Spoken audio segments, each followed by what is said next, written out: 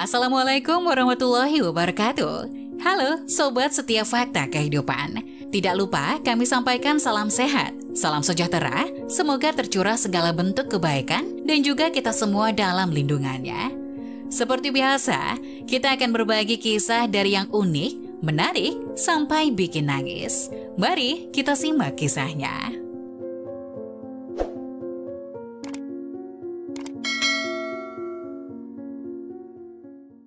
Setahun tak disentuh suami, malam itu rahasia terbongkar dan bikin nangis malaman. Siapapun ingin menikah dengan orang yang mereka cintai, apalagi di zaman ini, perjodohan disebut hal kuno yang ditentang banyak orang. Namun namanya orang tua tentu hanyalah ingin yang terbaik untuk anak mereka. Tidak ada orang tua yang ingin anaknya celaka. Meskipun soal jodoh, semua sepakat baiknya diserahkan ke anak untuk menentukan jalan hidup mereka. Seperti kisah berikut ini yang terpaksa menikah dengan pria pilihan orang tua. Berikut kisahnya dilansir Kisah Hikmah. Namaku Mariani, orang-orang biasa memanggilku Aryani. Tahun 2007 silam, aku dipaksa orang tuaku menikah dengan seorang pria, Arfan namanya. Arfan adalah seorang lelaki yang tinggal sekampung denganku, tapi dia seleting dengan kakakku saat sekolah dulu. Usia kami terpaut 4 tahun. Aku merasa risih sendiri dengan Arfan apabila berpapasan di jalan, sebab sopan santunnya seperti terlalu berlebihan pada orang-orang. Geli aku menyaksikannya. Ya, kampungan banget gelagatnya. Setiap ada acara-acara ramai di kampungan, Arfan tak pernah kelihatan bergabung sama teman-teman seusianya. Pasti kalau dicek rumahnya pun gak ada. Orang tuanya pasti menjawab Arfan di masjid menghadiri pengajian. Bagiku sendiri itu adalah hal yang biasa-biasa saja, sebab aku sendiri merasa bahwa sosok Arfan orang biasa. Apa istimewanya menghadiri taklim, kupar dan kampungan banget? Kadang hatiku sendiri bertanya, kok bisa ya ada orang yang sekolah di kota namun begitu kembali tak ada sedikit pun ciri-ciri kekotaan melekat pada dirinya. Waktu terus bergulir, dan seperti garis-garis modern pada umumnya yang tidak lepas dengan kata pacaran, aku pun demikian. Aku sendiri memiliki kekasih yang begitu sangat aku cintai, namanya Bobby. Masa-masa indah kulewati bersama Bobby. Indah kurasakan dunia remajaku saat itu. Kedua orang tua Bobby sangat menyayangi aku dan sepertinya mereka punya sinyal-sinyal restunya atas hubungan kami. Hingga musibah itu tiba, aku dilamar oleh seorang pria yang sudah sangat aku kenal. Siapa lagi kalau bukan si Cooper Arfan, lewat pamanku, orang tuanya Arfan melamarku untuk anaknya yang kampungan itu. Mendengar penuturan mama saat memberitahuku padaku tentang lamaran itu, kurasakan dunia ini gelap, kepalaku pusing. Aku berteriak sekencang-kencangnya menolak permintaan lamaran itu dengan tegas dan terbelit-belit. Aku sampaikan langsung pada kedua orang tuaku. Aku menolak lamaran keluarganya Arfan, dan dengan terang-terangan pula aku sampaikan pula bahwa aku memiliki kekasih pujaan hatiku Bobby. Mendengar semua itu, ibuku syok dan jatuh tersungkur ke lantai. Aku tak menduga kalau sikapku yang egois itu akan membuat mama sedih. Baru ku tahu bahwa yang menyebabkan mama syok itu karena beliau sudah menerima secara resmi lamaran dari orang tuanya Arfan. Tanggal 11 Agustus 2007 akhirnya pernikahanku pun digelar. Aku merasa bahwa pernikahan itu begitu menyesakkan dadaku. Air mataku tumpah di malam resepsi pernikahan itu. Di tengah senyuman orang-orang yang hadir pada acara itu, mungkin akulah yang paling tersiksa. Karena harus melepaskan masa remajaku dan menikah dengan lelaki yang tidak pernah aku cintai. Dan yang paling membuatku tak bisa menahan air mata, mantan kekasihku Bobby hadir juga pada resepsi pernikahan tersebut. Ya Tuhan, mengapa semua ini harus terjadi pada aku ya Tuhan? Mengapa aku yang harus jadi korban dari semua ini? Waktu terus berputar dan malam pun semakin merayap. Dan sebagai seorang istri yang hanya terpaksa menikah dengannya, maka aku pun membiarkannya dan langsung membaringkan tubuhku setelah sebelumnya menghapus makeup pengantinku dan melepaskan gaun pengantinku. Aku bahkan tak peduli kemana suamiku saat itu, karena rasa capek yang diserang kantuk pun, aku pun akhirnya tidur. Tiba-tiba di sepertiga malam aku tersentak tatkala melihat ada sosok hitam yang berdiri di samping ranjang tidurku. Perlahan ku perhatikan dengan seksama ternyata sosok yang berdiri di sampingku itu adalah Kak Arfan, suamiku yang sedang salat malam. Ya Tuhan, aku lupa bahwa sekarang aku telah menjadi istrinya Kak Arfan. Tapi meskipun demikian aku masih tak bisa menerima kehadirannya dalam hidupku. Saat itu karena masih di bawah perasaan ngantuk, aku pun kembali tidur. Hingga pukul 4 dini hari, kudapati suamiku sedang tidur beralaskan permadani di bawah ranjang pengantin kami. Mengapa dia tidak tidur di ranjang bersamaku? Kalaupun dia belum ingin menyentuhku. Paling tidak dia tidur seranjang denganku, itu kan logikanya. Ada apa ini? Ujarku perlahan dalam hati. Aku sendiri merasakan bahwa mungkin malam itu Kak Arfan kecapean sama sepertiku, sehingga dia tidak mendatangiku dan menunaikan kewajibannya sebagai seorang suami. Tapi apa peduliku dengan itu semua? Toh aku pun tidak menginginkannya, gumamku dalam hati. Hari-hari terus berlalu dan kami pun menjalani aktivitas kami masing-masing. Semula kupikir bahwa perilaku Kak Arfan yang tidak pernah menyentuhku dan menunaikan kewajibannya sebagai suami itu hanya terjadi malam pernikahan kami. Tapi ternyata yang terjadi hampir setiap malam sejak malam pengantin itu, Kak Arfan selalu tidur beralaskan permadani di bawah ranjang atau tidur di atas sofa di dalam kamar kami. Dia tidak pernah menyentuhku walau hanya menjabat tanganku. Jujur, segala kebutuhanku selalu dipenuhinya. Secara lahir, dia selalu menafkahiku. Bahkan nafkah lahir yang dia berikan lebih dari apa yang aku butuhkan. Tapi soal biologis, Kak Arfan tak pernah sekalipun mengungkit-ungkitnya atau menuntutnya dariku. Bahkan yang tidak pernah kupahami, pernah secara tidak sengaja kami bertabrakan di depan pintu kamar dan Kak Arfan meminta maaf, seolah merasa bersalah karena telah menyentuhku. Ada apa dengannya? Apa dia lelaki normal? Kenapa dia begitu dingin padaku? Apakah aku kurang di matanya? Bukankah dia pria beragama dan tahu bahwa menafkahi istri itu secara lahir dan batin adalah kewajibannya? Aku sendiri saat mendapatkan perlakuan darinya setiap hari yang begitu lembutnya mulai menumbuhkan rasa cinta kepadanya dan membuatku perlahan-lahan melupakan masa laluku bersama Bobby. Aku bahkan mulai merindukannya tatkala dia sedang tidak di rumah.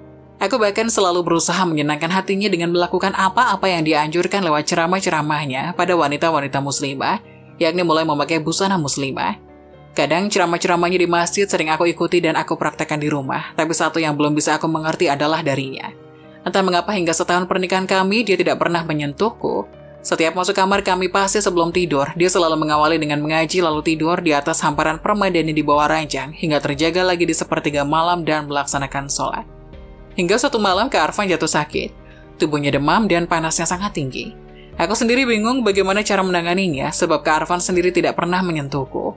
Aku khawatir dia akan menolak apabila aku menawarkan jasa membantunya. Hingga akhirnya aku tak kuasa menahan keinginan hatiku untuk mendekatkan tanganku ke dahinya untuk meraba suhu panas tubuhnya.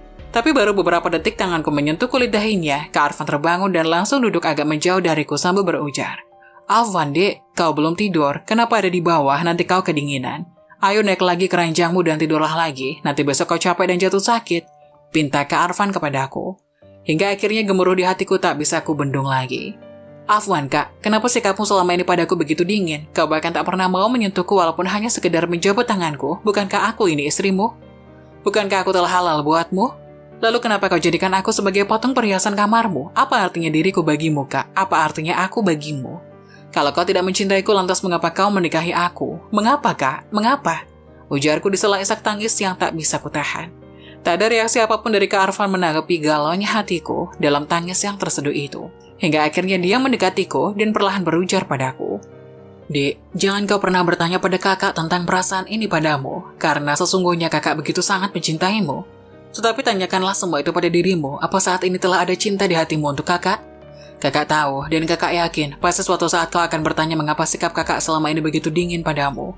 Sebelumnya kakak minta maaf bila semuanya baru kakak kabarkan padamu malam ini. Kau mau tanyakan apa maksud kakak sebenarnya dengan semua ini?" Ujar Kak Arfan dengan agak sedikit gugup. "Iya, tolong jelaskan pada saya, Kak. Kenapa kakak begitu tega melakukan ini pada saya? Tolong jelaskan, Kak." Ujarku menimpali tuturnya Kak Arfan. "Dek, kau tahu apa itu pelacur dan apa pekerjaan seorang pelacur? Kau istriku, Dek, betapa bejatnya kakak ketika kakak harus memaksamu melayani kakak dengan paksa saat malam pertama pernikahan kita. Sedangkan di hatimu tak ada cinta sama sekali buat kakak. Kakak tahu ada kau mencintai laki-laki lain. Alangkah berdosanya kakak bila pada saat melampiaskan birahi kakak padamu malam itu, sementara yang ada di dalam benakmu bukanlah kakak, tetapi laki-laki lain. Itu sama saja seperti membuatmu seperti pelacur. Kau tahu, Dek, sehari sebelum pernikahan kita digelar, kakak sempat datang ke rumahmu untuk memenuhi undangan bapakmu. Tapi begitu kakak berada di depan pintu pagar rumahmu, kakak melihat dengan mata kepala kakak sendiri kesedihanmu yang kau lampiaskan pada kekasihmu, Bobby. Kau ungkapkan pada Bobby bahwa kau tidak mencintai kakak. Kau ungkapkan pada Bobby bahwa kau hanya akan mencintainya selamanya. Saat itu kakak merasa bahwa kakak telah merampas kebahagiaanmu dan kakak yakin bahwa kau menerima pinangan kakak itu karena terpaksa. Lantas haruskah kakak egois dengan mengabaikan apa yang kau rasakan saat itu? Sementara tanpa mempedulikan perasaanmu, kakak menunaikan kewajiban kakak sebagai suamimu di malam pertama, sementara kau sendiri akan mematung dengan derayan air mata karena terpaksa melayani kakak. Kau istriku, Dek, sekali lagi kau istriku, kau tahu. Kakak begitu sangat mencintaimu dan kakak tahu akan menunaikan semua itu manakala di hatimu telah ada cinta untuk kakak, agar kau tidak merasa diperkosa hak-hakmu, agar kau bisa menikmati apa yang kita lakukan bersama. Dan syukurlah apabila hari ini kau telah mencintai kakak dan kakak juga merasa bersyukur bila kau telah melupakan mantan kekasihmu itu. Beberapa hari ini kakak perhatikan kau juga telah menggunakan busana muslimah yang syar'i. Mendengar semua itu aku memeluk suamiku. Aku merasa bahwa dia adalah laki terbaik yang pernah kujumpai selama hidupku. Aku bahkan telah melupakan Bobby. Aku merasa bahwa malam itu aku adalah wanita yang paling bahagia di dunia. Sebab meskipun dalam keadaan sakit, untuk pertama kalinya Kak Arfan mendatangiku sebagai seorang suami. Hari-hari kami lalui dengan bahagia. Kak Arfan begitu sangat karismatik. Terkadang dia seperti seorang kakak buatku, terkadang seperti orang tua. Darinya, aku banyak belajar banyak hal. Perlahan aku mulai meluruskan niatku dengan menggunakan busana yang tertutup semata-mata karena iman dan untuk menyenangkan hati suamiku. Sebulan setelah malam itu, dalam rahimku telah tumbuh benih-benih cinta kami berdua. Aku sangat bahagia bersuamikan dia. Darinya aku belajar banyak tentang agama. Hari demi hari kami lalui dengan kebahagiaan. Ternyata dia mencintaiku lebih dari apa yang aku bayangkan. Dan dulu aku hampir saja melakukan tindakan bodoh dengan menolak pinangan dia. Aku pikir kebahagiaan itu akan berlangsung lama di antara kami setelah lahir Abdurrahman. Hasil cinta kami berdua. Di akhir tahun 2008 Kak Arfan mengalami kecelakaan dan usianya tak panjang. Sebab Kak Arfan meninggal dunia sehari setelah kecelakaan tersebut. Aku sangat kehilangannya. Aku seperti kehilangan penopang hidupku. Aku kehilangan kekasihku, kehilangan pemimpinku. Aku kehilangan suamiku. Tidak pernah terbayangkan olehku bahwa kebahagiaan bersamanya begitu singkat. Yang tidak pernah aku lupakan di akhir kehidupannya Kak Arfan. Dia masih sempat menasihatkan sesuatu padaku. Dek, pertemuan dan perpisahan itu adalah fitrahnya kehidupan. Kalau ternyata kita berpisah besok atau lusa, kakak minta padamu, Dek. Jaga Abdurrahman dengan baik. Jadikan dia sebagai pejuang yang senantiasa membela agamanya, senantiasa menjadi yang terbaik untuk umat. Didik dia dengan baik, Dek. Jangan sia-siakan dia. Satu permintaan kakak. Kalau suatu saat ada seorang pria yang datang melamarmu, maka pilihlah pria yang tidak hanya mencintaimu, tapi juga mau menerima kehadiran anak kita. Dan maafkan kakak, Dek, bila selama bersamamu ada yang kurang yang telah kakak perbuat untukmu. Senantiasalah berdoa.